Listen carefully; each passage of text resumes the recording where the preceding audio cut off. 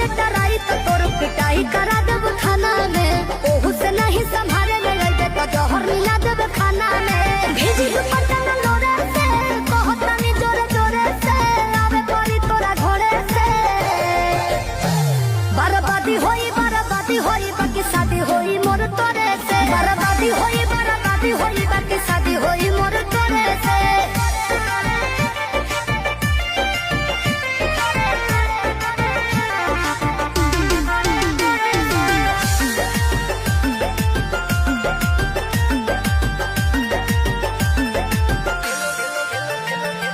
तेलो लगाइब गोड़ो दबाइब सेवा करब दिनो राती रे।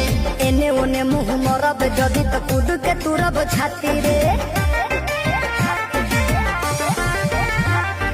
तेलो लगाइब गोड़ो दबाइब सेवा करब दिनो राती रे।